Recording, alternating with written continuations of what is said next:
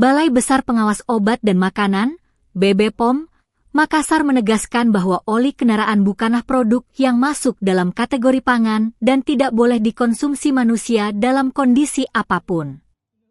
Penegasan ini disampaikan menyusul beredarnya video di media sosial yang memperlihatkan sekelompok pria meminum oli yang diklaim sebagai penambah stamina.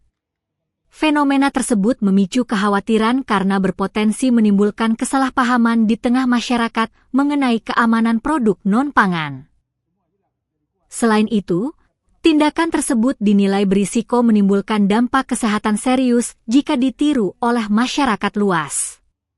Kepala BBPOM Makassar, Yosef Dwi Irwan Prakasa Setiawan, menegaskan bahwa oli sama sekali tidak memiliki fungsi sebagai bahan konsumsi manusia. Ia menjelaskan bahwa oli merupakan produk industri yang dirancang khusus untuk pelumasan mesin kendaraan dan bukan untuk kebutuhan tubuh manusia.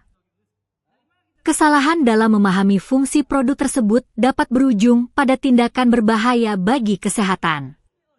Oleh karena itu, masyarakat diminta untuk memahami peruntukan produk sebelum digunakan atau dikonsumsi. Jelas oli tidak termasuk pangan dan tidak boleh dikonsumsi karena bukan diperuntukkan bagi manusia, ujar Yosef, Jumat 10 April. Lebih lanjut, Yosef menjelaskan bahwa kandungan kimia dalam oli memiliki potensi menimbulkan dampak serius jika masuk ke dalam tubuh manusia. Paparan zat kimia tersebut dapat menyebabkan gangguan pada berbagai organ tubuh yang berfungsi penting dalam metabolisme.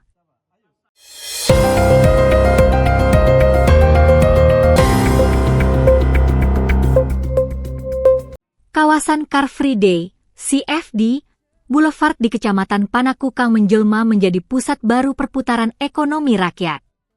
Setiap akhir pekan, ribuan warga memadati lokasi ini, tidak hanya untuk berolahraga, tetapi juga berbelanja di ratusan lapak usaha mikro, kecil, dan menengah UMKM. Camat Panakukang, Syahril, menilai lonjakan jumlah pedagang dan pengunjung menjadi indikator kuat menggeliatnya ekonomi lokal. Animo berdagang UMKM terus bertambah dan masyarakat juga aktif berbelanja. Ini sangat bagus, tapi tetap perlu penataan agar lebih tertib dan nyaman, ujarnya, Minggu 12 April. Sejak pagi, kawasan Boulevard dipenuhi aktivitas ekonomi.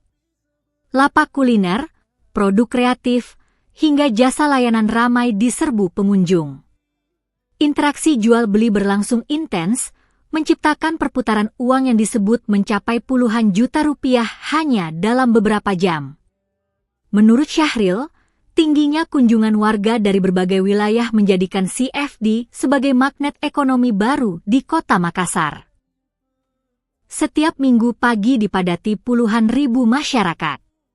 Ini jelas memberi dampak ekonomi besar bagi pelaku UMKM, katanya.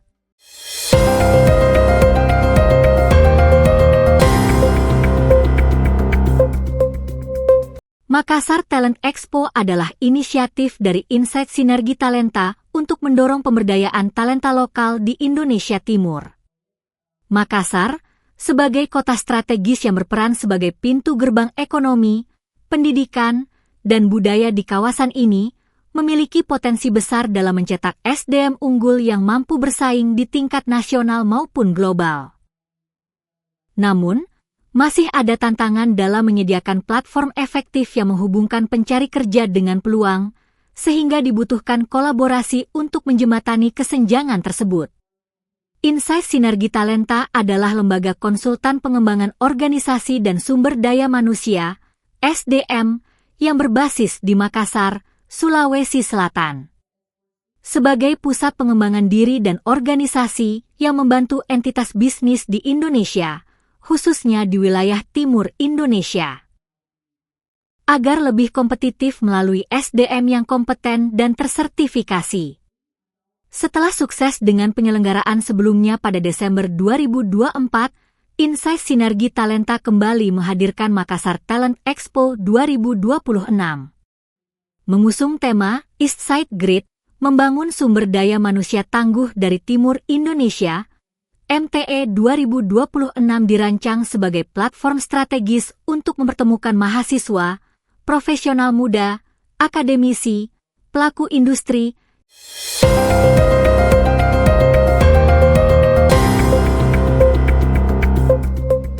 pemerintah kota, Pemkot, Makassar mulai memperketat sistem pengelolaan sampah menyusul sanksi administratif dari pemerintah pusat yang mewajibkan pembenahan total dalam waktu 180 hari. Kepala Dinas Lingkungan Hidup, DLH, Makassar, Helmi Budiman, mengatakan tekanan tersebut menjadi momentum untuk mempercepat reformasi sistem, khususnya di sektor paling krusial seperti tempat pembuangan akhir, TPA. Per 25 Maret kami resmi menerima sanksi administratif selama 180 hari. Saat ini kami fokus menyusun langkah strategis agar seluruh pembenahan bisa tuntas tepat waktu, ujarnya Sabtu 1 April. Ia menyebut, arahan dari Asri Rasul menjadi pijakan utama dalam merumuskan langkah perbaikan, termasuk evaluasi dari hasil penilaian Adipura sebelumnya. Sejumlah langkah percepatan telah dilakukan, mulai dari pengiriman dokumen ke pemerintah pusat hingga pembenahan sarana dan sistem di lapangan. Fokus utama diarahkan ke TPA Antang yang selama ini menjadi titik terlemah pengelolaan sampah kota. Beban terbesar memang ada di TPA.